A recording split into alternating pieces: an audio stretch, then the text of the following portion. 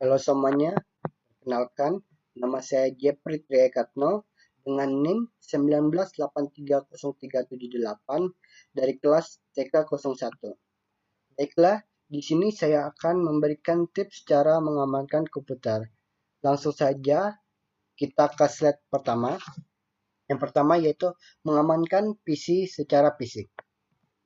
Lapisan pertama keamanan yang perlu Anda perhatikan atau kita perhatikan adalah keamanan fisik sistem komputer kita. Pastinya kita akan selalu ingin komputer kita selalu aman dari serangan malware. Dan mengapa dibutuhkannya sistem keamanan komputer? Karena meningkatnya perkembangan teknologi dalam jaringan.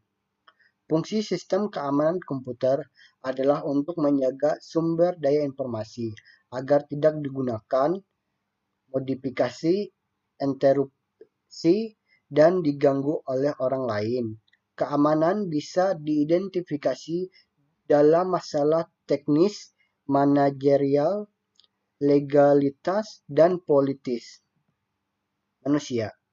Hal yang perlu diwaspadai adalah mencuri perangkat keras atau hardware, mencuri data, menyadap, melihat, dan mengubah data penting dalam sistem, mengcopy data, merusak sistem dan mengakibatkan sebagian atau keseluruhan sistem tidak berfungsi, mengganggu sebagian atau seluruh sistem.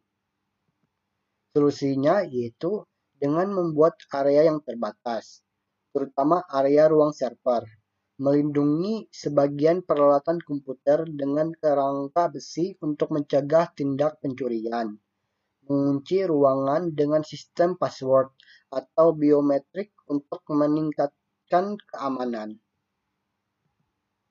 Binatang atau hewan liar. Yang paling berbahaya yaitu urin, karena mengandung zat-zat yang bersifat asam. Urin dapat melarutkan materi-materi bersifat logam yang tidak tahan asam, misalnya tembaga, besi, dan emas. Bahan yang tidak dapat digunakan pada motherboard adalah tembaga, emas, sehingga dapat ikut larut bila terkena zat-zat yang bersifat asam.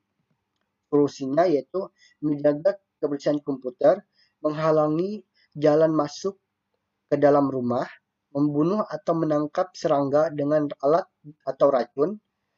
Jangan menggunakan kapur barus, karena kapur barus akan menyublin pada udara bebas.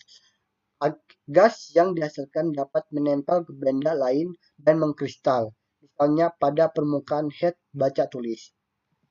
Cuaca. Kelembapan, kita sangat melihat kelembapan ruangan yang kita pakai. Uap air bisa berubah menjadi titik-titik air, hingga akan mengenai komputer yang kita simpan. Solusinya yaitu gunakan air conditioner atau AC untuk ruang kerja atau ruang server. Gunakan silika gel untuk tempat penyimpanan.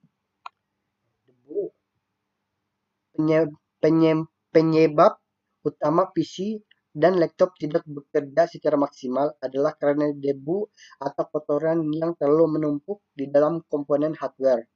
Debu dan kotoran yang menempel pada berbagai komponen komputer dan laptop, seperti pan prosesor, pan casing, pan PGA, hingga pan power supply, dapat mengakibatkan performa kipas melambat dan akan berdampak pada suhu gadget atau performa laptop dan komputer.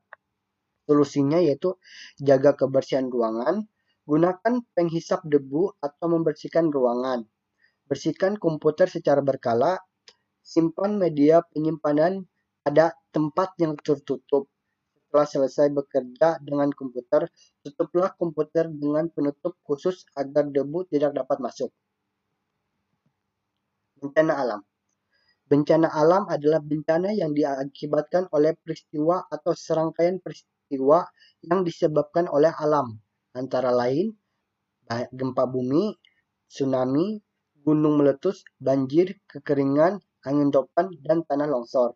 Solusinya yaitu buat bangunan tahan gempa, jangan letakkan komputer pada dasar lantai untuk menghindari banjir. Siapkan alat pemadam kebakaran seperti nozzle Z atau hydrant Valve. Kedua yaitu mengamankan sistem operasi, yaitu mencegah dari berbagai malware. Yang pertama yaitu install antivirus. Salah satu cara terpenting untuk melindungi device dari malware adalah dengan menginstal perangkat lunak antivirus.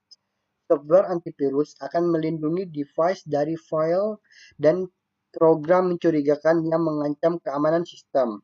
Antivirus juga akan memindai device untuk mendeteksi dan membersihkan malware, serta memberikan update otomatis untuk memberikan perlindungan terbaik bagi sistem operasi kita.